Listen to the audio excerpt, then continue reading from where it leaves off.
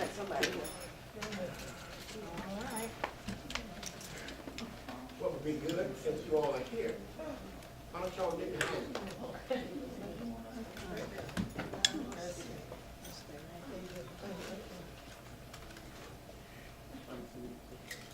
said he wants us behind you. Everybody, sit behind you. It look like we have 1,000. We have less than 100. And we got Elizabeth Robinson in the house, we know we're gonna win.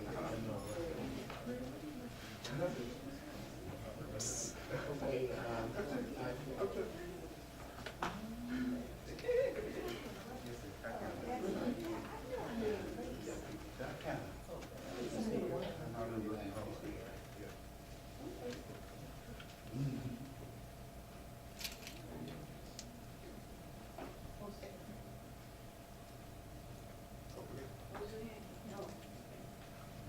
Good afternoon. My name is Tyron Hanna, and I'm talking.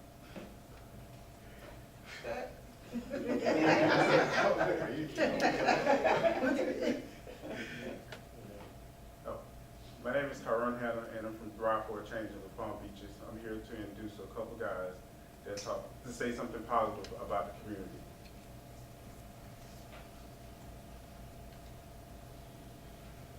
Good evening.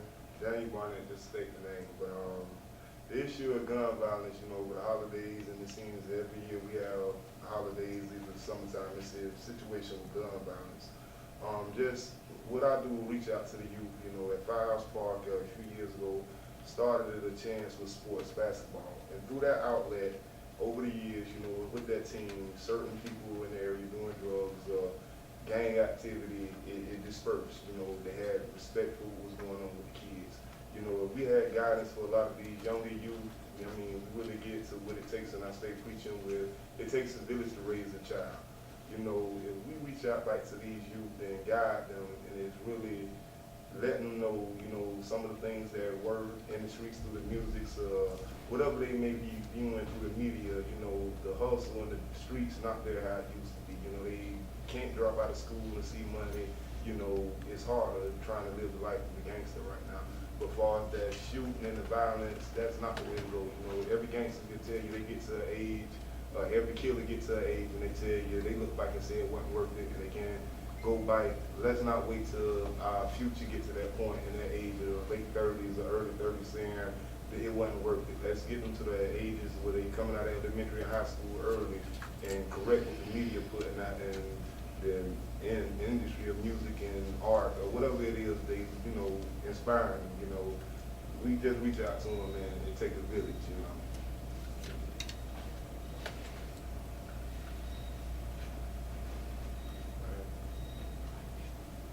All right, Erwin Sinez, a community organizer here in Palm Beach. As far as the issue of gun violence in our cities, I don't want to so much just focus in on the youth. I think that so many times we focus on the behavior of the fish, and we don't actually talk about the condition of the water that they're in. And I'm not into, I really don't want to spend a lot of time talking about more behavior analysis. This is about power analysis. This is about the conditions of these cities. We're talking about lack of education. Usually in these cities, they don't have the best schools. We're talking about lack of jobs and opportunities. Let's really look at what the conditions are and not so much focus on the behaviors. So I'm calling a challenge to, of course, the youth, but mainly to the communities, to our local city officials, to our organizations that are in the cities, to the urban leagues, to the nonprofit organizations. Let's really ask ourselves, what are we really doing? I'm not saying that the efforts aren't being put in, but are these efforts really relevant today in 2016 and 2017? Should we be listening more to those who are on the ground and not just having fancy meetings and organizations talking to other organizations? We really need to have some real conversations, and once again, not about just the behaviors of these youth, but about the conditions surrounding them. Let's have some real conversations and some real touches there. Appreciate it. I mean, I guess this mic got here at the last second, but that's what I really want to harp on is really that the fish versus the lake. We keep talking about the fish and people come in with analysis about the fish. Let's talk about the lake. Let's talk about the conditions of these cities, the conditions that folks who are growing up in these cities are going through. Lack of education, lack of financial opportunities. Let's really have some ongoing and some real conversations, not just the stuff that make us feel good. I appreciate it.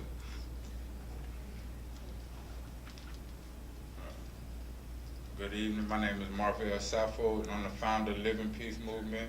And in the 2 minutes that I was told that I had, I really can't get out everything that's on my heart. And first, I want to say rest in peace, Caleb Denard. And we lost Riviera Beach, a 37-block city, 8-mile radius.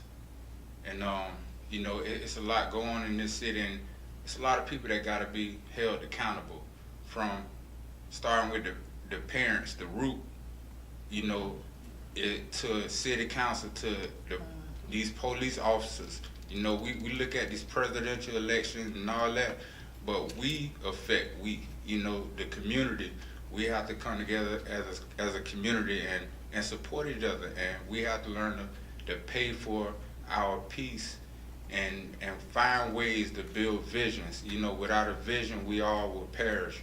And you know, I want to challenge me. I come from the streets. I come from, you know, the things I've done some things that I regretted, but you know, I was able to make it out of that, and I switched myself over. But I want to challenge my old partners or whatever that's in the streets to, you know, to just take in one of these little cats that you see around here doing what they're not supposed to. Just take them in as a little brother, just one of them.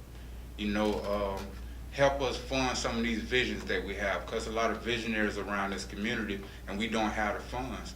But if you know you guys gonna do what y'all do, then do that. But at least if y'all not gonna advocate with us, then help us fund our visions for it, so we can help your sons, your daughters, your nieces and nephews, so we don't have another Caleb Denard. And like I say, it's a hard thing, and you know, in the little time that we have, it's a lot. It's a lot, and we're gonna start a roundtable meeting every week. Mayor Masters blessed us with a location at Lindsay Davis Center, and we will be there meeting every week. So if you want to come out and you want to, you know, lay your vision out on the table, is all welcome. We have to, just like Daniel said, it's gonna take a whole village to raise these kids. Thank you.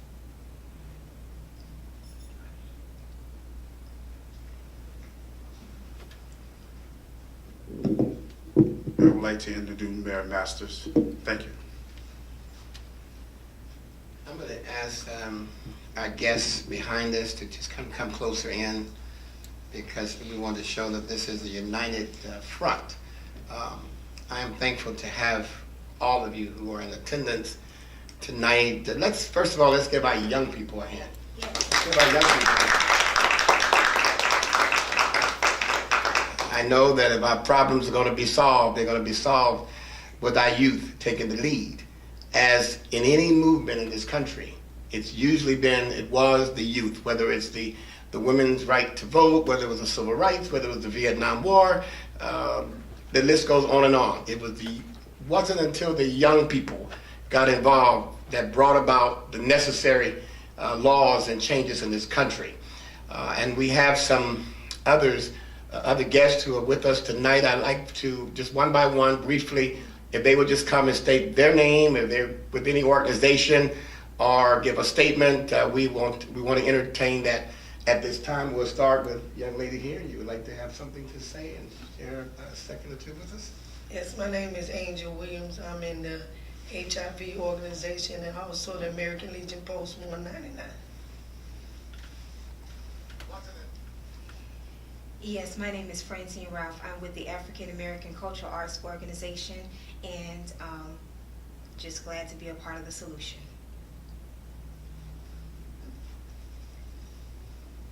My name is Deborah Arnold. I'm with the African American Cultural Arts Organization, and we're community-based here in Palm Beach County, and we are participating in whatever it is necessary to bring a solution to the problems that we are currently facing with our youth.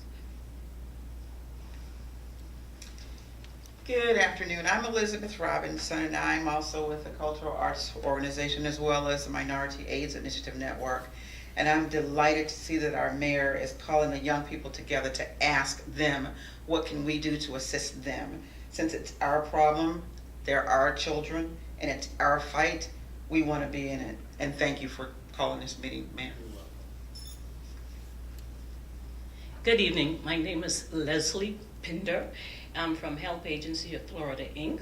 We are a relatively new organization, and what we're doing, we're targeting young people, testing them, evaluating them, and placing them in the appropriate STEM programs, that is science, technology, engineering, and math. We truly feel that education is the way out, and we don't just mean going to school and learning about Christopher Columbus and writing an essay. We're talking about getting technologically advanced, learning real statistics, and I am sorry that we did not follow Obama's initiative about 7 years ago. Obama wanted to send our children to school for 6 days out of the week and only give them 2 weeks vacation, and parents revolted against that. And I feel had we done that, we would have been seeing these children more often, we would have had more time with them, we would have had a chance to get inside their psyche. So what Help Agency of Florida is doing, we are testing children from very young. We're testing them to see what fields they should put into, because if a child is taught, okay, you have a special gift with assembling Lego blocks and later on being an engineer, well then, of course, we want to stay in that right direction. And once you feel as if you appreciate it and love, that child is not going to think about going into the street and getting into problems. And then that brings us to the second half of our mission. We will also be helping people or ex-cons or ex-felons who have been through the system and now they need to get their civil rights reinstated. I don't know if you all are aware, but you probably are. The state of Florida is the only state in this nation that when an ex-felon has done his time or paid his dues or fees or whatever, his civil rights are not automatically reinstated. You know, that's being feminist to say his, because criminals can be male and female.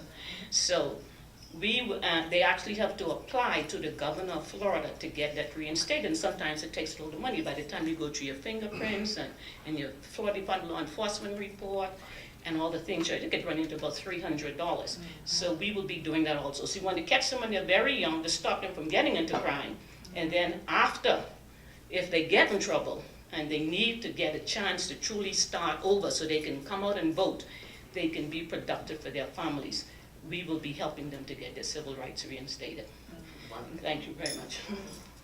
All right, and we know that's very important because as we call them, returning citizens. Yeah. Often when they come home, returning citizens cannot get a job, they can't go to college, education, they can't get public housing, they can't get any assistance because of their background. And so we're working on the ban the box as well as getting their rights restored. Let's give everyone a hand who have come tonight. All right, Mr. Hannon, you're going to have to take your camera over there a little bit.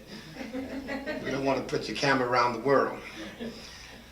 Actually, a few days ago, I asked the city manager, the interim city manager, a captain from our police department, Roseanne Brown, Valerie Grimsley, I think that was the entire delegation from the Youth Empowerment, to go with me because I wanted to look at some of the best practices in the country. And Philadelphia and Camden seem to be two cities that have some very good practices, best practices, that have really done some amazing work with gun violence in their cities. And perhaps in a few weeks you're going to hear about some new initiatives that will be coming forth from our city. But let me just say happy Hanukkah, Merry Christmas, although we're daily, happy Kwanzaa. And this is the first day of Kwanzaa. And Happy New Year to all. And if I missed anyone, seasoned greetings. Okay? I wrote this speech actually a day ago. I was just writing a little bit here, a little bit there. So if I tend to look at it, it's only because I don't want to miss a word. So I'm not used to looking down too often. I like to look you right in the eye. So if I reflect down, it's because I want to make sure I get it right. It seems this time of the year, our thoughts naturally focus on peace on earth and goodwill to all people. As we celebrate the holidays with our families and friends, let us not ignore that gun violence is exploding all around us. Our young people in particular are being shot and killed, and the spirit of revenge seems to be the driving force. My heart is broken. My spirit is grieved. My entire being is troubled to see these acts of violence that are taking their toll upon our youth. Yes, I've had several sleepless and restless nights, been at the hospital with families in the last few days. Certainly I can sense the pain that several of our parents are feeling. And I say we must band together now to end it. My fellow residents and neighbors, the question is, are we going to be a spectator or a participator for peace, love, and unity in our community? Are we going to sit back and watch these senseless acts of violence unfold? Or will we seek ways and means to create an environment of peace in our neighborhood? I've been sitting here thinking and praying about this entire situation. So first, let me say this. My mind goes back to, as many would say, back in the day.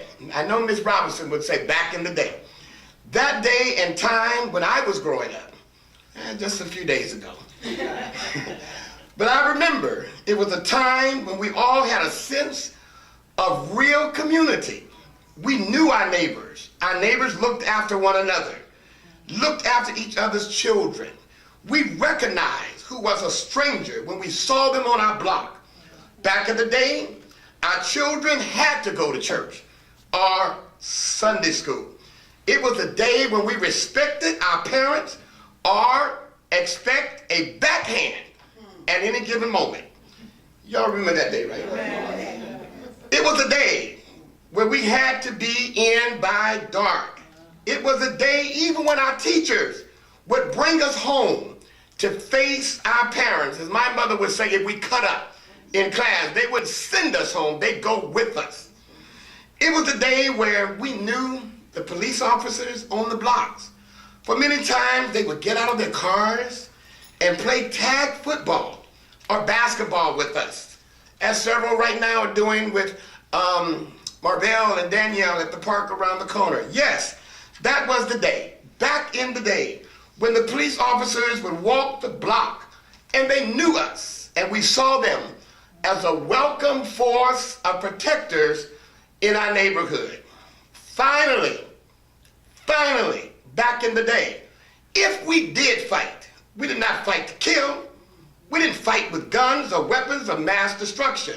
The fight would last a few minutes. And many times the two parties would even make up and become the best of friends. Whatever happened to those good old days? Back in the day. Can we work together?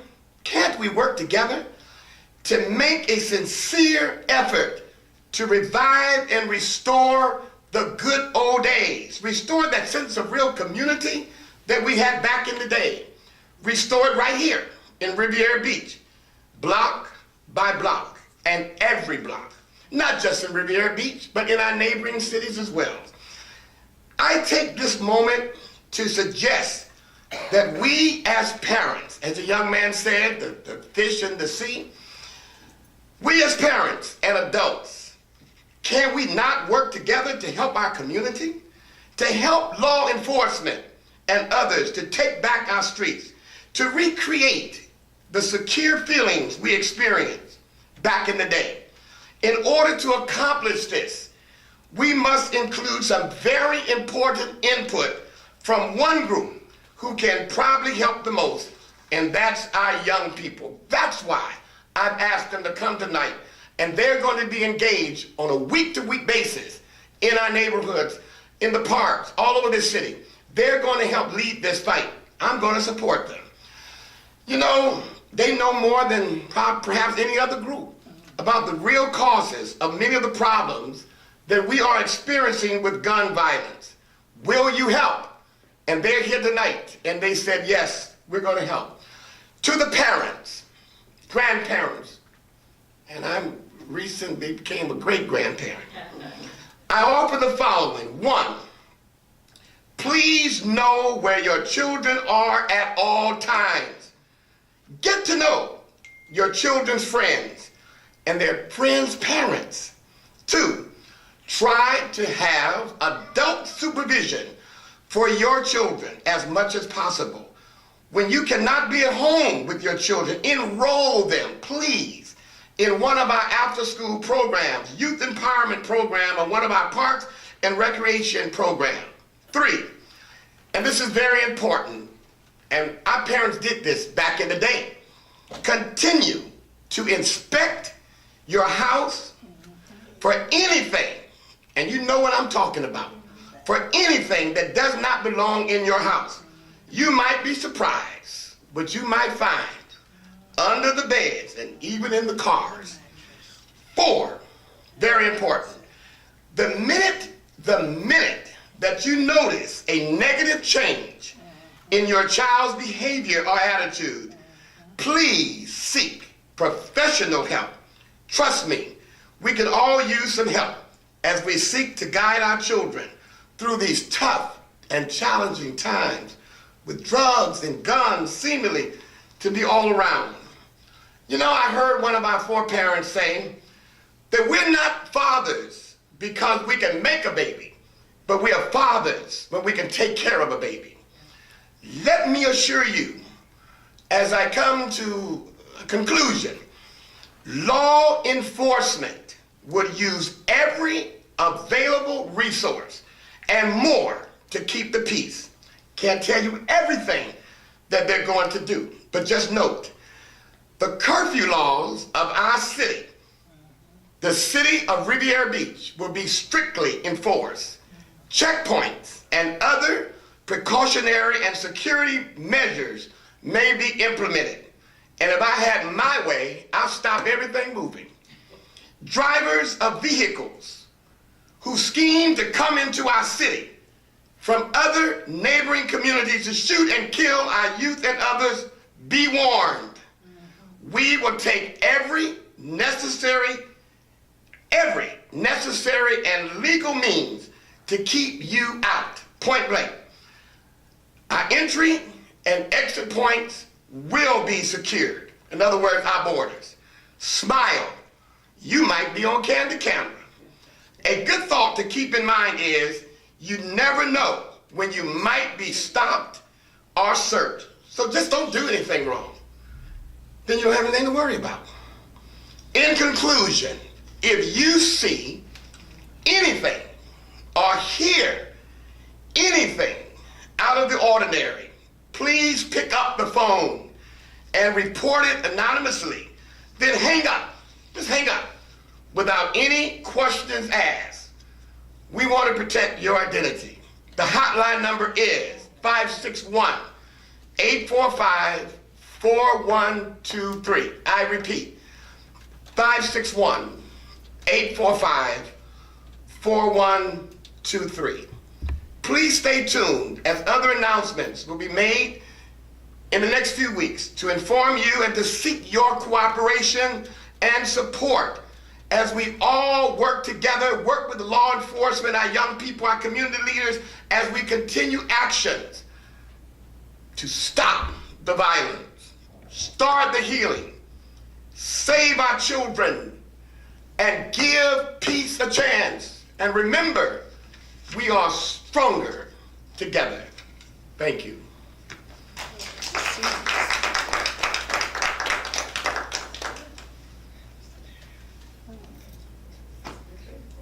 Well done, it's great. I don't know about you, folks.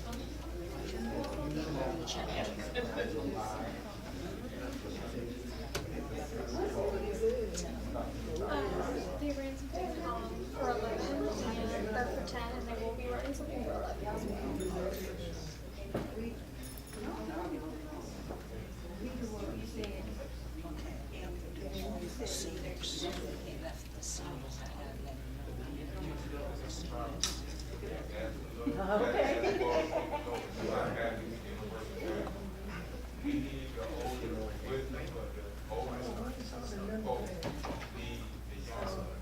I think they know, anything that wisdom happens, the person.